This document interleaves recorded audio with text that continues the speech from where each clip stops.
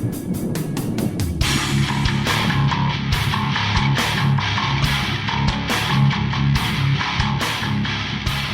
to Bitstorm, a comedy game design podcast by two guys who know nothing about comedy nor game design. I'm Ben Slinger, and with me, as always, is Trevor Scott. Yes. Hey. I'm here.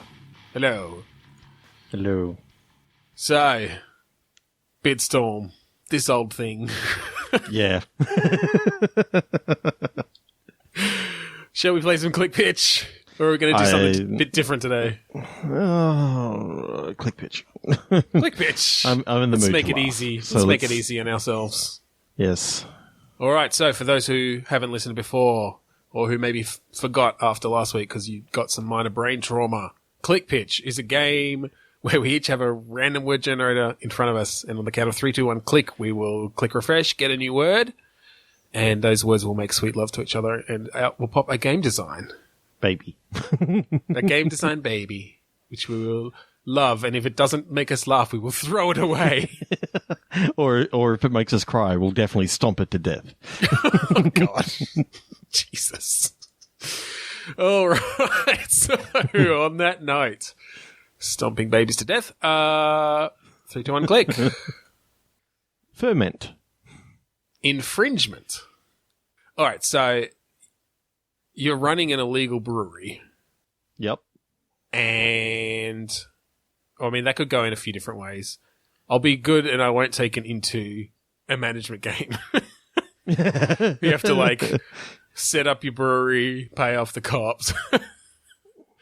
I mean, it could be an interesting systems-based game where you actually are, setting up your brewery, not in a management sense, but in a, the processes that things go through sort of sense.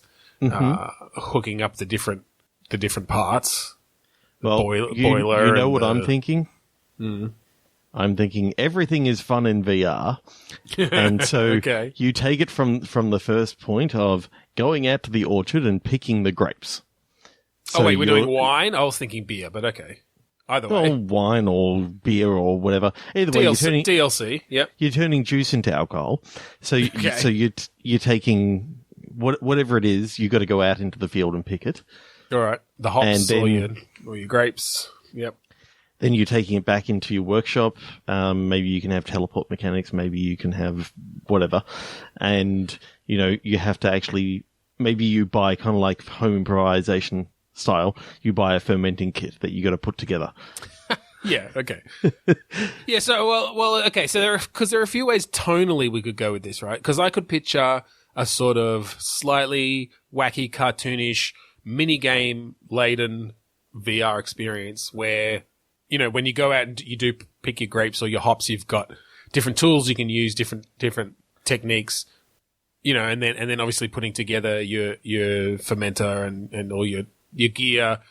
That so could you can be have casual mode in which you're just trying to, go and take take one grape at a time, and then you've got you've got crazy mode, which you got a horde of locusts coming through, and you got to pick as many grapes as you can and throw it into the bucket before because my other thought was that I could see there being a market for a very serene, you do the graphics a bit more realistic and just really peaceful, and you're out there on your farm picking your grapes and bringing them back, and it's more of just a relaxation sort of thing. And it's more realistic. It's for people who are really into brewing. It's like those train sims, but for brewers.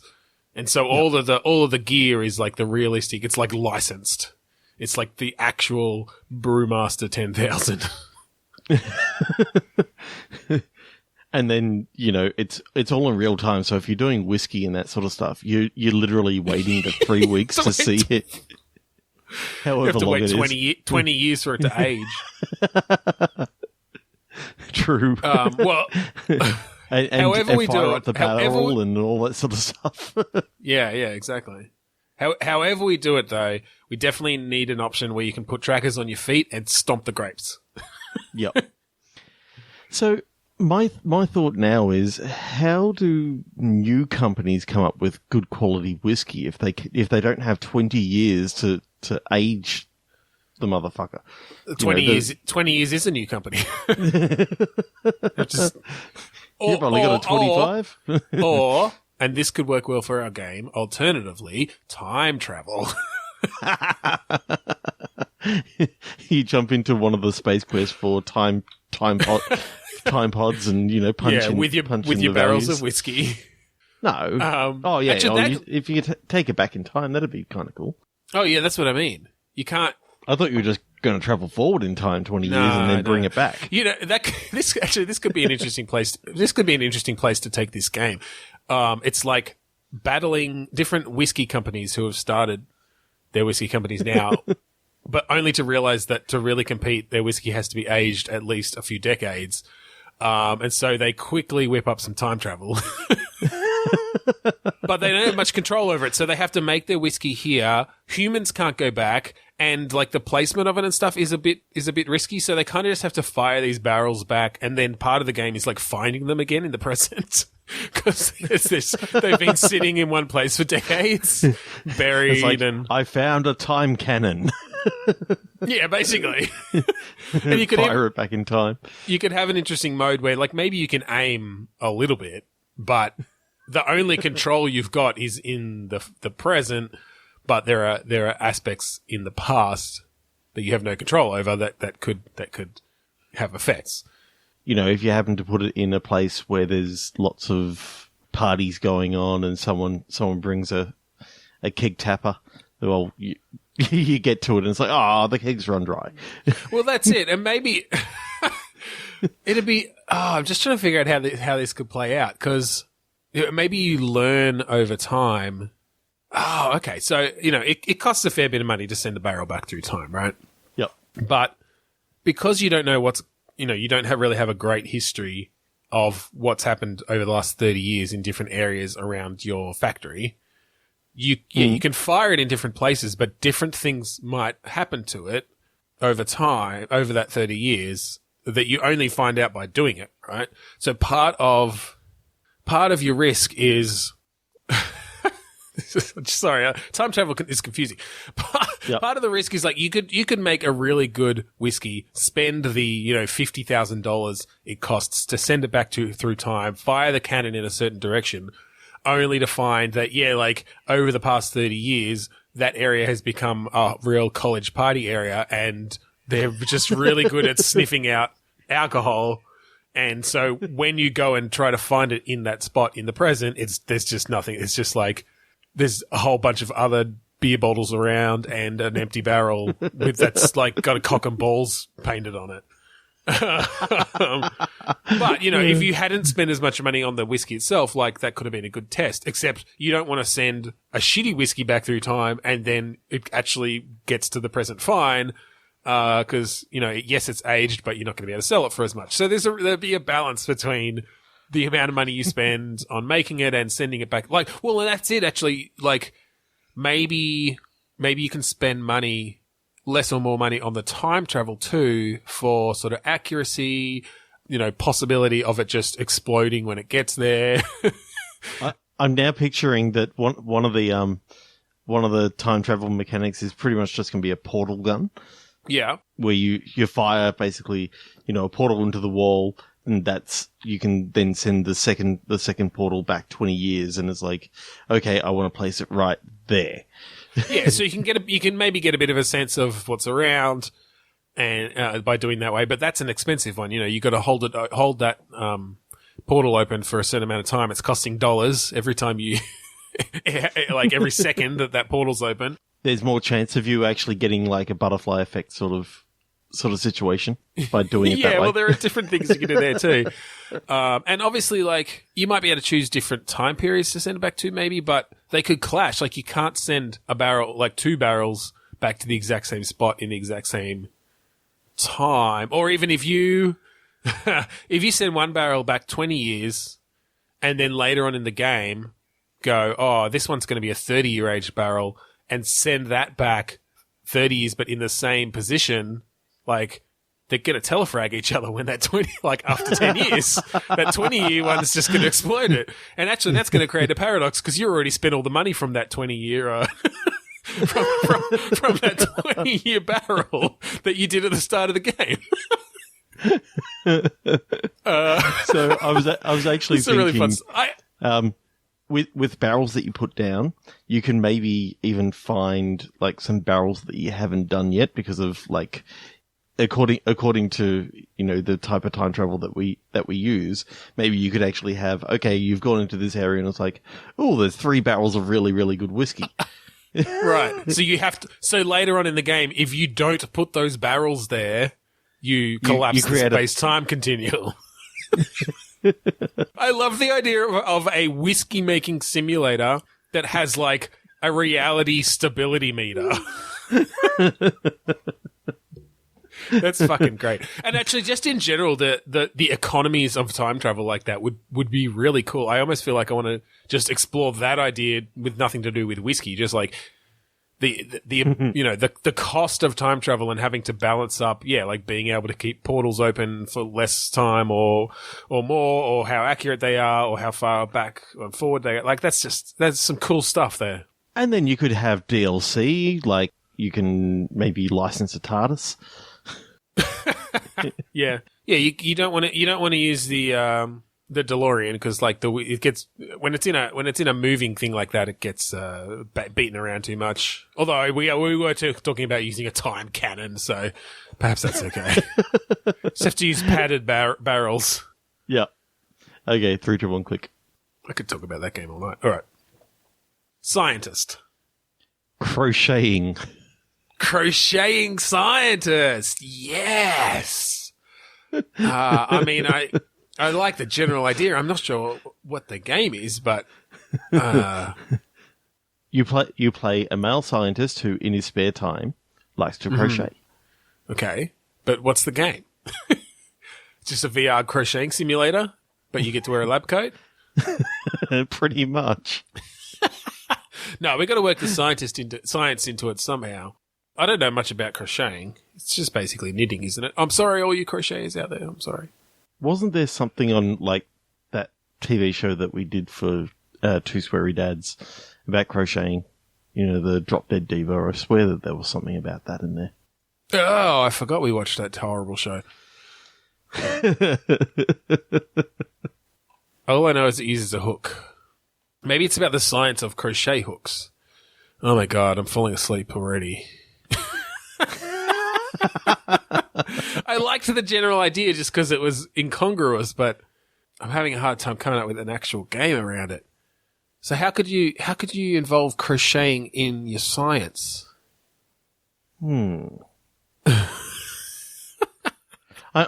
now just trying to come up with an idea based around like a scientist who's doing some investigations into stuff, but the way that it's like an adventure game, but the way that he thinks is there's like mini crochet mini games that like the better that you do, the faster it sort of works. So there could be some sort of puzzle stuff in there where he's like problem solving happens in a crocheted manner. Yeah. So is it the hint system? You're like, I don't know what to do. I'm going to sit down and crochet for a while without thinking about what I'm crocheting. And when you finish the little mini game, there's a picture of how to solve the next puzzle. So you did say VR before, but I'm not sure. I mean, as much as I'd love to actually have physical, crochet hook and connect, just be able to actually have to do everything. The problem is, and this is a big problem with VR, you can actually pass your hand through like other things. You don't have any physical thing stopping you from doing something. So I don't think that's a good idea. Well, but if they were crochet hook peripherals. Where you're literally crocheting and you learn how to crochet, but you also learn science at the same time. It's very educational. All right, this one's going nowhere. Let's click. 3, 2, 1.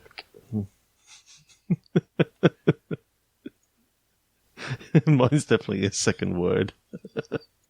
Digging. Dab. Oh, God. So you know what I pictured? I think I do. Like, the character's got a shovel, and every time they like throw the dirt over their shoulder, it's like a dab motion. Like they dab. I was actually thinking it's one of those games where they're searching for something, like they're a paleontologist or something. They're digging and they find a bone and they just dab. They just dab. Maybe they find like the skeleton of a dinosaur dabbing. It's such a horrible word as well. Like even separated from the really stupid looking so-called dance move or like celebratory motion. Dabbing, like, I don't know, it just sounds... Yeah. Oh, get off my lawn. What's on your lawn? The kids, because I'm old. I actually thought that you were saying it to someone outside. I was actually saying it to someone. That's how convincing I am at being an old fuddy-duddy. Stop dabbing on my lawn. Okay. If any of my kids dab ever, I'm pretty sure the fad will be over before they learn about it, but I may have to disown them. I don't know. When I saw Griffin McElroy do it in the My Brother and Me, but he does TV it under show. 75 layers of irony. I know, but it's perfect. Okay, so That's fine. If they do it ironically, it's fine. I like this idea of maybe teen paleontologists. It's either teen paleontologists or it's teen like treasure hunters. Oh, okay. Kind of the Goonies, but a bit older. Yeah. So it's kind of like the Goonies grew up a little bit and they've moved to a different town, but this town also has a mystery. Okay. So they find a treasure map. So it's the Goonies. It's the Goonies kids because we're unbelievably nearly over. Like we're over 30 years past the Goonies. What year was the Goonies? But it's set in the 90s, 84 or something.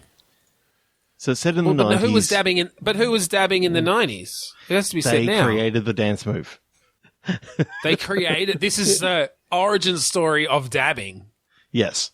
And then it was cryogenically frozen for 20 years until the mid 2015s. So it could just be like The Simpsons. They keep on resetting the years. The Goonies, it's the same characters. It's like a couple of years later, except it's now based in the 2000s instead of the 80s. They find another treasure map. Well, I kind of like I kind of like the idea of the Goonies set now in the teens. In the 10s, yep. All the kids are born after the year 2000. Oh my god, that's horrible to say. You know what it is? It's the Goonies kids that are now friends. That's it. Like it's all the Goonies kids. Yep. And they get in trouble, they fall down a hole, and then they just call their dad to come get them because they all have fucking mobile phones. But they get no cell service down there. And no, that's true. That is the dramatic trope that is used to get rid of the annoyance that is cell phones. Yep. All right, so it's the Goonies kids. What sort of game are we talking here? Like, you could almost do this as a like Uncharted style, but with you've got a group of all the kids. You've got a lot of companions. Pretty much. Maybe there's certain sections in which you get separated. So it's basically like a Uncharted / Tomb Raider sort of game. You're the teenagers of the Goonies. Your parents, they moved away from the town that had that massive pirate ship. Underneath it. Yep. So they moved away from there, but it's another massive mystery that they find out, and it's of course, yeah, because they've grown up hearing their parents tell these tall tales, and they're like, yeah, whatever, and then they find out that there's actually something in their town that I like the idea of they find the treasure map in like an old antique store, and so to decide who gets to go down the well first, they all do bottle flips. And then dab when they win. So they pick up their collection of fidget spinners and drop down the well to search for the legendary you said well. iPhone XX. Kind of like how they had the wishing well in the other one. Yeah, that's what I was thinking of. at late at night, they just they abseil down into the well, and they find out that yes, there's a tunnel that leads away from this thing, but obviously it's not directly related to the Goonies traps that they sort of had. Like maybe there isn't some other group of people coming after them. No, I'm not saying it's not going to be the exact same movie. But yeah, I mean, what got them to this well? Was there a treasure map that they found? Like, was there something? Yeah, I really like the idea that they found a treasure map for. I'm trying to think what it could be. Like, what's something that's cool nowadays? Maybe it's like an Illuminati sort of treasure or something like that. It's Donald Trump's original hairpiece. I'm thinking rather than like a pirate treasure, I like the idea that it's like some conspiracy. That makes sense. That makes sense for sure. Kind of like national treasure. Yeah, sort of stuff. It's kind of combining a whole heap of different genres of treasure. Because I was gonna call them millennials, but like I'm pretty sure kids who are kids now aren't millennials, surely, because millennials are people who are in their like 20s to 30s now. Yeah. So, is there a name for that generation? Oh, there probably is. God. I think. Well, maybe we'll just call them Goonies 2. I'm in the Goonies 2 generation. My kids are going to be the Goonies 2 generation. Well, no, they'll be the Goonies 3 generation. They were born after 2010. These kids were born in like the early 2000s. Yeah, exactly. They're the noughties. They're the Goonies 2 generation. They just have to go by that the whole. It's like Generation X, Generation Y, the Millennials, and then Goonies 2. Yeah, and then the after Goonies 2. and then Short Circuit 3. They're all going to be robots. Oh God, no! What other cool things can they have down in this passageway? Like, what sort of traps have been created? I mean, are we trying to make them specifically like things that would be in this generation, or are we just trying to tell a cool story? Trying to tell a cool story. I reckon. I think the millennials or the Goonies 2 generation, they have, as you said, fidget spinners, and they're like doing bottle flips, and that's all I know about them. I kind of like this idea of there being a puzzle at one stage in which they have to do a bottle flip. Oh fuck! Yes, there's like an Indiana Jones style like pedestal, and so they're far away from it. Like there's traps all around it. And yeah, like it's kind of it's up pretty high. They're sort of, or there's like a fucking moat full of spikes, like pits full of spikes around it, and they've got one chance, and they know that, like they've got a bottle. They know exactly the weight that needs to go on there. There's no lid for the bottle, so it has to land. Like the centrifugal force will keep it in while it's flipping, but if it doesn't land on its base, then all the water's going to tip out, and the weight's not going to be right. So they have to bottle flip it perfectly onto the button to like put the cover over the spikes. Yeah, I love it. Then later on, there's like a laser puzzle, and they have to like disrupt the lasers, and so one of them gets out their fucking glass fidget spinner and sets it going, and like they do some balancing fidget spinner trick that just diffuses the lasers. And they've got like a prism sort of exactly. Cube, so they just spin it and it's like it sets off the lights in all directions. Yeah. To like overload the system or something like that. Every time they solve a puzzle, they dab. It may have just gone stupid, but I love it. Let's click again. Yeah, that's we've probably used up all our old fuddy-duddy jokes about the Goonies 2 generation. Okay, 3, 2, 1, click. Ceremony. Courting. Courting? Yes. Like spelled how? Cording. Even is that? Unless we just take it as something to do with chords. Well, maybe it is. Maybe it's you get a new piece of hardware, like that needs to plug into your TV, and so there's the regular ceremony of having to like reorganize all your chords. So it's basically a chord management puzzle game. No. Next word, Congress. Congress? Yes. Ceremony? Mm-hmm. Oh, are we going to get political with this, are we? Unless it doesn't have to be, I guess. Congress is just like a meeting, right? Mm-hmm. Here we go. The act or action, of coming together and meeting. B, coitus. I just went with, because I've got it in the dictionary here, the action of coming together. Yeah. Sexual congress. Sexual congress. A ceremony that occurs after you both orgasm at the same time. Okay. So it's a ceremony. Mm-hmm. I'm trying to think. Maybe this is like you play a beautiful witch. Okay. Who's trying to cast a spell to try and... I'm thinking good witch, so this particular spell is to lock Satan away or something like that. Okay. Yep. And so what you actually have to do as part of this is, like, the final part of the spell is the sexual congress on a pentagram. So it's, again, an adventure game, but you've got to try and find the right... partner.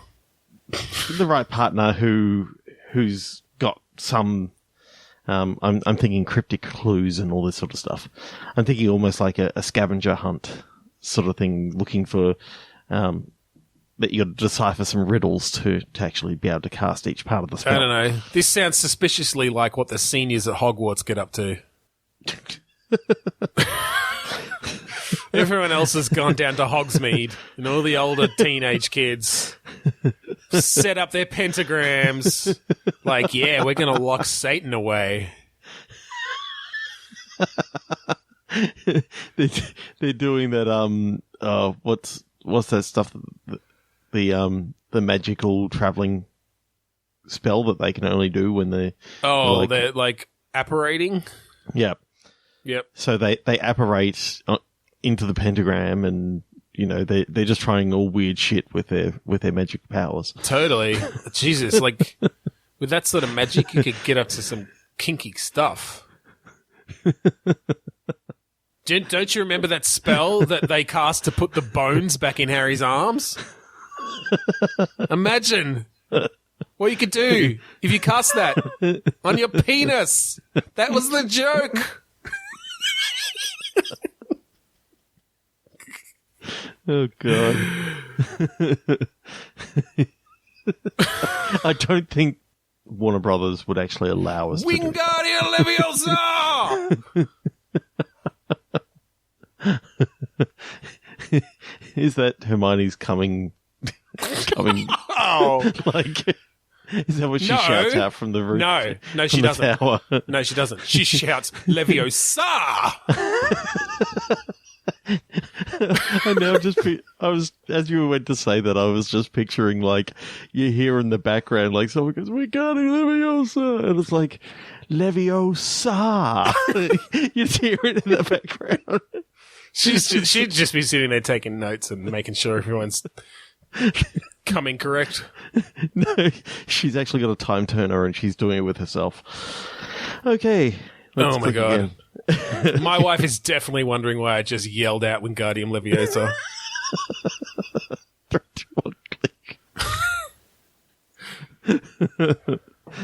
Tartar. Tartar? Yeah. Like tartar sauce? Tartar. Tartar. Justice. So you're a fish. Well, I'm actually thinking. So, you're a dentist whose normal job is to like clean up tartar from the teeth. And so, in your spare time, you're a vigilante. Okay, vigilante dentist. That's interesting. Yeah. Are you fighting back against tooth decay? I think that's like you've got like your day job, which is fighting against tooth decay, and then you've got the night job in which you're trying to fight against the source of tooth decay, like the candy companies. Okay, big candy. Big candy. So I'm seeing that you can do some covert sort of missions in which, you know, you're using the little dental mirror to look around corners and Yep. all your weapons are like Dental related, tools. of course. Yeah. Just suffocate someone with a dental dam. You got a drill in which you can Yeah, like, well, that's torture, one of you. That's one of torture your people. That's definitely one of your like, late. Sorry, I just googled dental dams because I was actually thinking like the thing that they put around your mouth when they're working on your teeth, like the rubber thing. Yeah.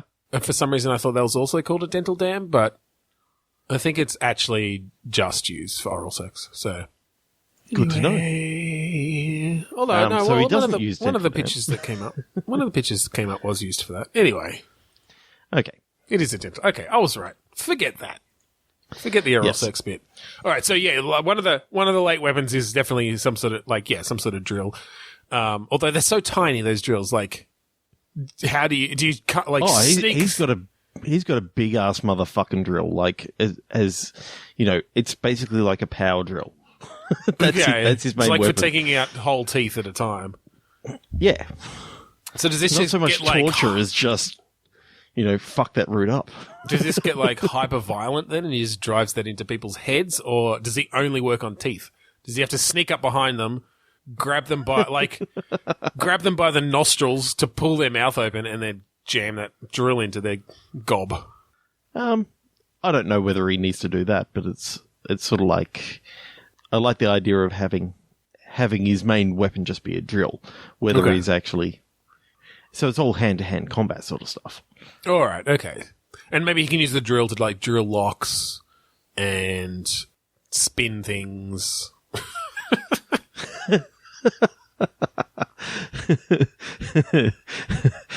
Oh my god, it's the annoying fidget spinner lock. Yeah, and then he dabs. Oh god. So I think you got to go through like the day-to-day life, going between, you know, dentist missions in which you're attacking plaque and doing root canals and that sort of stuff. Okay, and how interactive is that stuff? Are we talking mini games? Are we talking surgery simulator style? Are we talking actual like some semi-realistic dental work? I think there should be something kind of like, what was that game on the Wii, if you remember, you know, where you were the surgeon and you could like you had to pull glass out of people and that Japanese one. Yeah.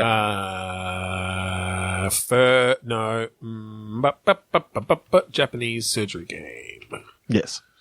If I remember the name Trauma of it. Center. It was the number Trauma one. Center. There we go. Number one response on Google. Thank you, Google. Trauma Center. Yep. Yeah, okay. You could do some cool Trauma Center stuff where you sort of got to grab the different tools and just run them over the right areas and do it accurately enough. Yep. Then when you don your special outfit, which is the your alter ego, the dentist. It's just a different dental mask. Pretty much. It's black. It's got like skull teeth sort of drawn Right. onto it Yeah. that some are missing. Yeah, because that's super scary to a dentist. Yeah. Like not just And he missing, like they're not actually missing. They've just got really obvious cavities. It's just an X-ray that Yeah. they've just copied off some kid. Yeah, yeah. As was eating a lot of candy. It's actually that's his origin story. That kid. It's like, I'm sick of this. They're jamming this sugary stuff down these kids' throats. I'm going to stop them. So each place that they sort of get to, your thing is that you're trying to sneak in and find evidence that, you know, there's a larger conspiracy to actually, All right. you know, destroy a kid's teeth. Yeah. And in the meantime, each level there's like you get scored also based on how many sugary things you steal and take. Kind of like the original Thief games where you just like find coins and stuff around and they just add to your score. It's just like candy bars, cans of Coke, Yep. orange juice, because you know that's got as much sugar as soft drink.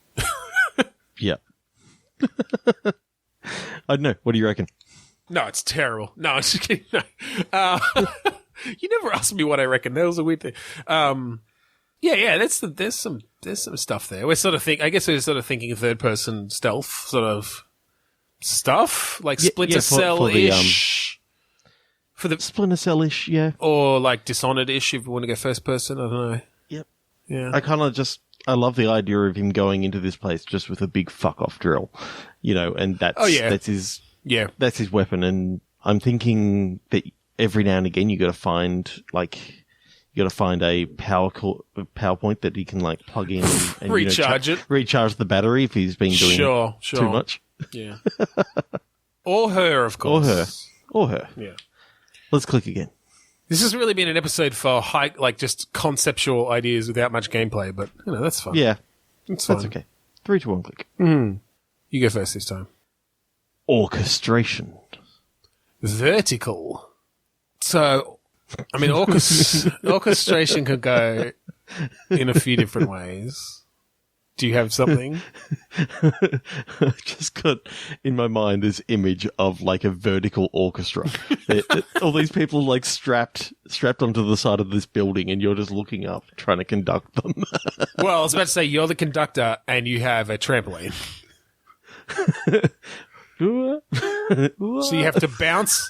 You have to bounce in time as well, but also be like high enough and facing the right direction to conduct the appropriate part of the orchestra for that part of the song. But it's a very unique rhythm game. But the weird thing is you got someone down the bottom that keeps on yelling, "Do a flip." Yeah, it's very distracting. He's not even yelling it in time with the music. Okay, what else could be done in this vertical orchestration? Well, yeah, I mean, I kind of went to side-scrolling, and I mean, I guess that makes sense when you're thinking of something vertical.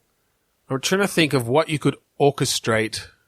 I'm getting a bit of a, what was that game by Tom Francis? Is it no, it wasn't Gunbound, was it? Gunpoint. Oh, yep. I'm just sort of getting that vibe, but like taller buildings. And you're having to orchestrate some sort of heist or some sort of, but in that sort of pixelated side-on style with different systems and different, I don't know. So, okay, I kind of like the idea of you've got, instead of a side scroller, you've got a vertical scroller. You've got a guy who's basically running down like the side of a building. Okay. And you got different things that he's got to like get around. He's got a like an abseiling sort of kit strapped to his back, but he's just literally running down the building. All right. And he's able to sort of like move from side to side. You've got open windows. You've got you got people sticking their heads out trying to shoot you. So you got to try and. Okay. You can't stop running. You can't stop running because you're pretty much just in a fall. You're pretty much falling, but somehow, because of your abseiling thing, basically the brakes on your abseiling gear have stopped working. Oh, they're only going to stop at the certain level of the building that you need to get to. No, I think it's an endless runner, and this building just goes forever. You never reach the ground. It's like, man, the longer you go, the taller the building. And if you fail, then that's when you hit the ground. Like if you trip on something, then we just spawn the ground. It's like, yep, that's you were nearly there. In this case, it was a 1.5 kilometer building. You nearly made it. Or you fail on the first window and suddenly because you start up in the clouds but 2 stories down you're on the ground. It's a low lying fog. Yeah, totally. All right. Well, maybe we could mix the two. Maybe you're going up a building.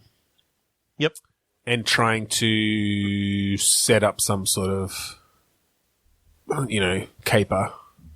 I'm not sure how that would work. No, forget that. Let's stick with your idea. Oh, that's funny. All right, let's just end it on that, and we'll click again. Yeah. Disposal. Oh, God. Lass.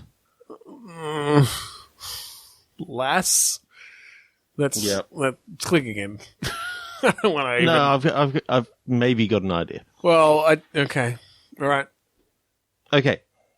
So, you play a female. A woman, yes. A woman. A lass, if you will. And her job is to basically go out and dispose of people that are against the mafia. So it's a female hitman game. Okay, so you're a woman in the mafia. You're an assassin. Yep. Okay. And what can we add to that genre? Well, I like the idea that no one's going to suspect this innocent-looking No one's going to girl. suspect that a woman could be the protagonist in a game. Maybe we could be like really fourth wall breaking. It's like you overhear people talking, and they're like, "Oh shit, we're in a level right now, aren't we?"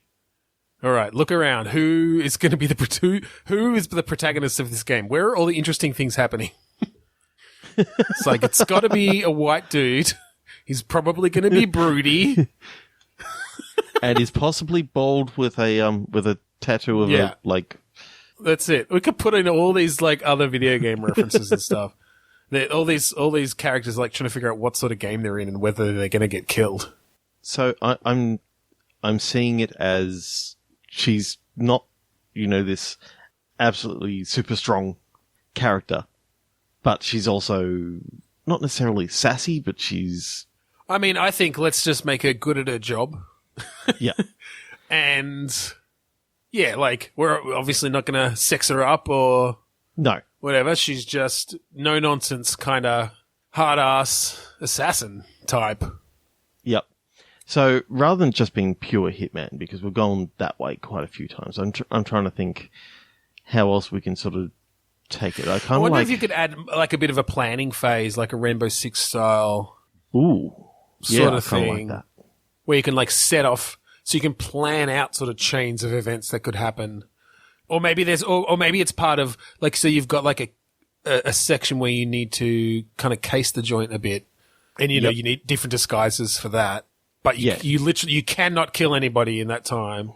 I'm now thinking of it kind of like an Alias sort of thing. Yeah, okay. You work out of like the mafia or whatever sort of office it is. Well, it can be organized crime, but like I kind of like the idea now that like the mafia are getting into advanced ancient technology that is being discovered, and they're like trying to dig out these artifacts and stuff and find it, like, so they're breaking into museums and shit. Yeah. And when they need shit done, they call the disposal lass. Yeah, totally. Although I still like this fourth wall breaking idea. So when you're in the museum, there's all these guards who are around going, "Fuck, is this a Mario game? Like, where are we? Are we in Tomb Raider?" Hang on, this isn't another one of those Laura Bow mysteries, is it? Is this an adventure game? Look around. Do you see anyone pointing and clicking on things? You pick it up and place it in your purse. Look, that person just shoved an entire dinosaur bone in their purse. That's got to be the main character. We're in an adventure game. It must be Sierra because they just died and reloaded. They just died and appeared back over there. I actually love that idea of a fourth wall breaking game like that where, overhearing conversations about everyone's sort of situation within the game. This is like the 15th time she's played this level. What the hell's going on? This player sucks. They must be going for 100% completion and trying to find all the shit. There's some over here. They just keep trying to jump over that pit and falling in and trying again. Don't they know that don't they know about the lever over there?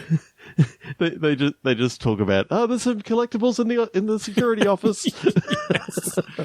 It's like you shoot all of them down and one of them's dying and they're like, before I die, I need to give you a power up. And then she comments and goes, am I in a video game? No, that's gonna be stupid. She doesn't know. Everyone else knows, but she thinks she's in real life. Because she doesn't have memory of all the time she reloads. Only everyone else sees that. It's like this whole Wreck-It Ralph situation going on kind of thing. I'm not sure how that would play out in the game itself, but I kind of love the general like idea. It that it's like these two same security guards that are in every mission. They're like, oh, we're being reloaded again. Where are we this time? And Where are we the now? same two. Yeah. Well, when they first get there, it's like, you look just like me. Fuck, we must be minion characters. We're just cannon fodder.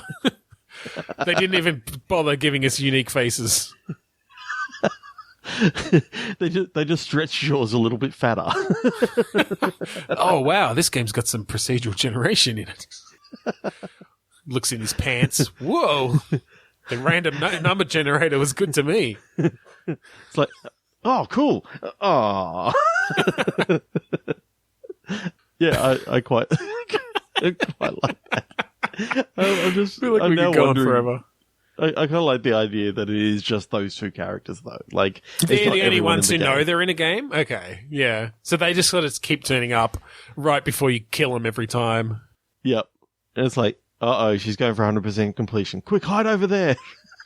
It's like every time you sneak up behind them, you grab them, you're about to do the killing move, and they're like, no, don't you want to go for the no-kill achievement?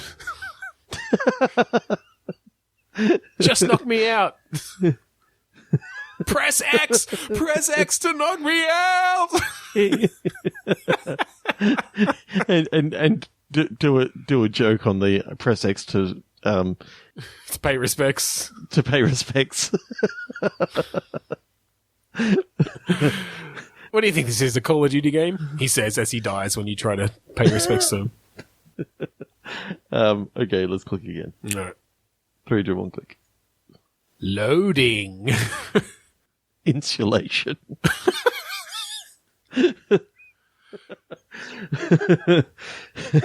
This is actually just a mini game, as your real game is loading, because we can do that now. That whoever it was, fucking Atari or something, had their patent expired, and you just have to put in roof insulation.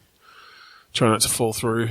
Make sure you stay on the fucking beams or whatever.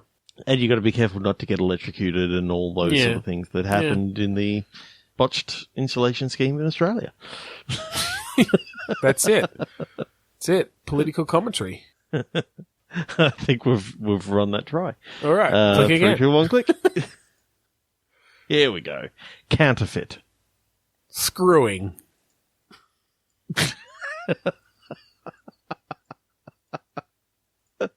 My mind has gone to Keep it clean. Counterfeit copies of the Kama Sutra. Nah, keep it cleaner. But I like the idea that they're just all slightly off.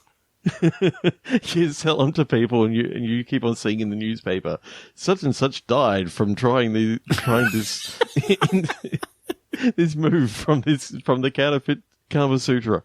You can't actually see inside it. It's like it's just a MacGuffin. It's just the general idea of it. Yep. Okay. I don't know. I kind of like the idea of procedurally generated Kama Sutra positions. Okay. I'm not sure we've actually made one game tonight. We've had some pretty funny ideas, but I don't think any of them have been games. No. Yeah. Counterfeit screwing. So you know how when you're trying to build like a deck or something, mm-hmm. and there's all the different types of screw heads? Yes.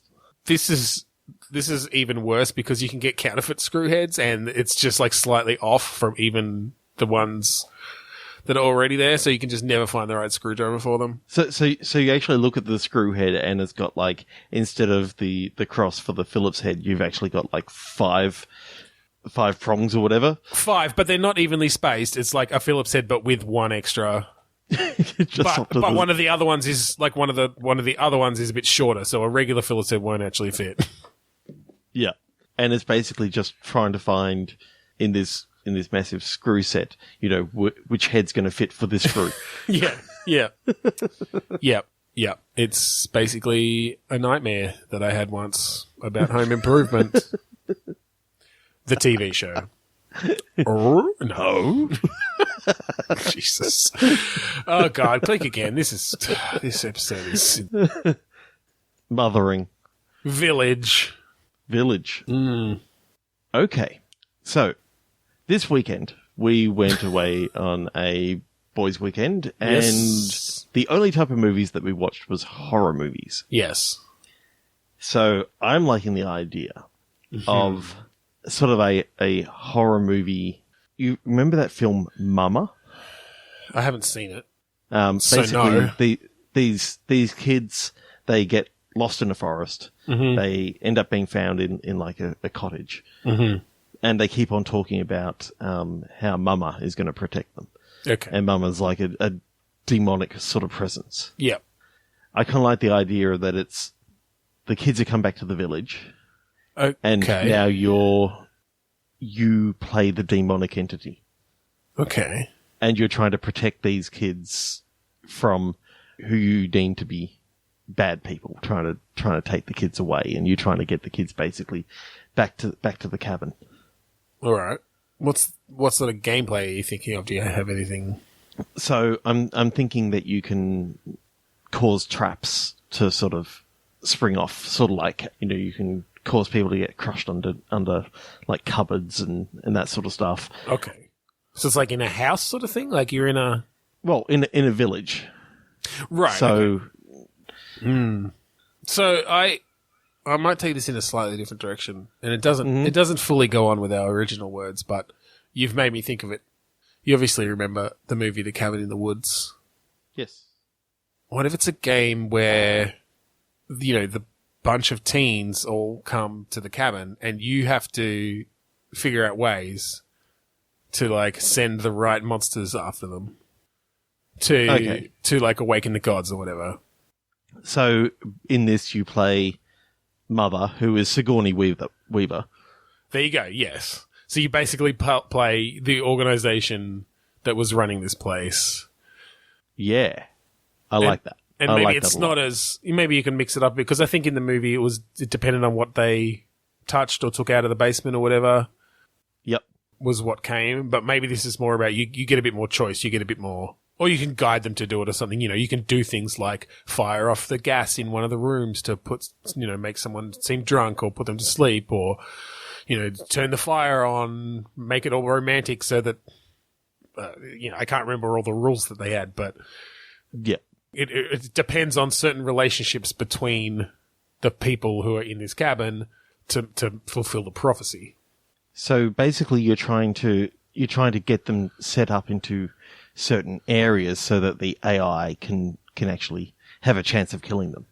Yeah. So and then you send different types of monsters after them. And maybe it's not the one type per year. Like every time they do it, it's just one type. Maybe you can. It's more of a bit of a... I don't know. You have a few different options. You can send a few different things after them or something. So I'm almost thinking it's a bit of a roguelite. A bit of a roguelike or a roguelite sort of game, because you get different chances, and maybe you get to upgrade your different monsters and things, or you get different abilities to help you guide the teenagers into the right roles and to do the right things. So when you first start, you don't have all, like, it's basically that organization, but when they first started, right? They don't have a huge underground facility yet, and they don't have all of the gas pipes hooked up to the cabin to be able to do all the stuff.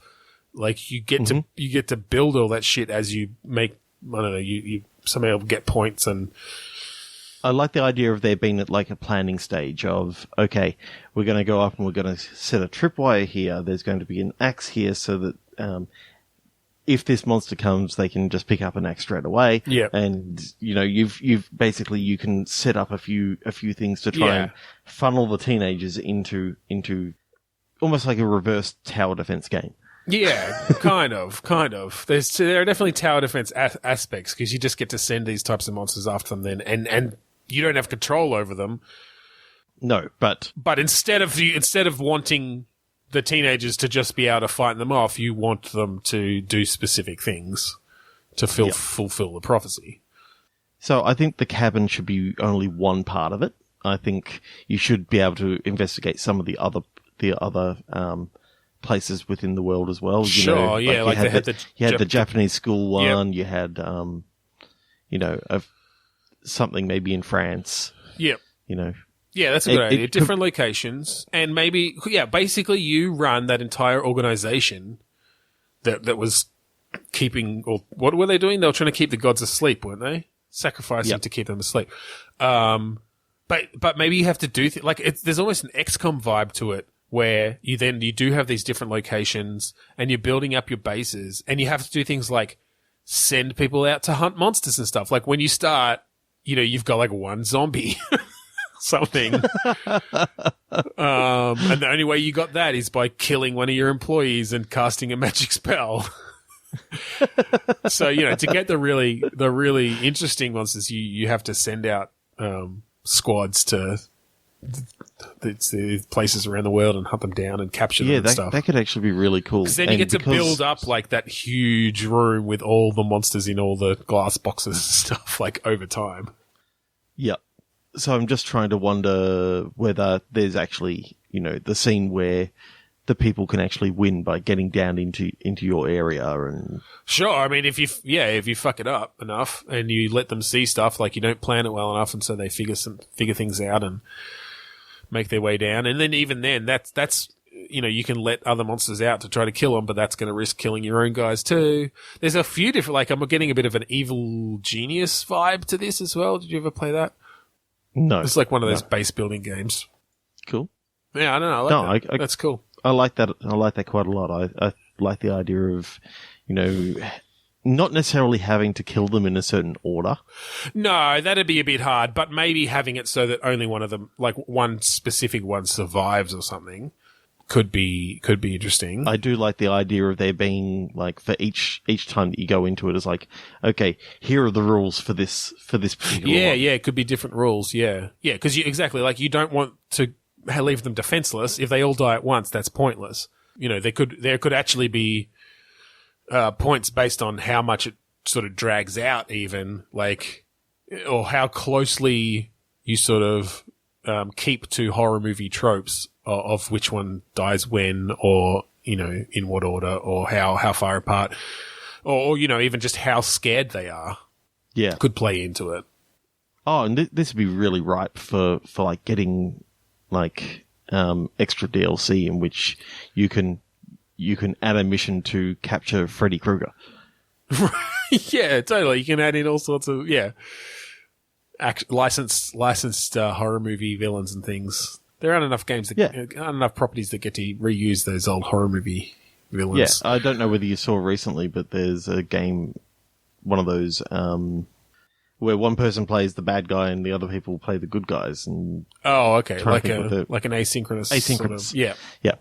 Asynchronous multiplayer called Dead by Daylight. I'm pretty sure it's called. Well, they brought out a Friday the 13th one too, which was like that. Yeah, they've just released like a whole heap of the you got Mike Myers in as one of the villains that you can be. Right. You've got Freddy Krueger, and they're basically just been releasing all these extra levels and stuff like that, which is kind of cool. Yeah. So if we could actually talk to these these groups as well and say, look, this would be perfect. It's a cabin in the woods sponsored thing, but certainly we're happy to have you guys in.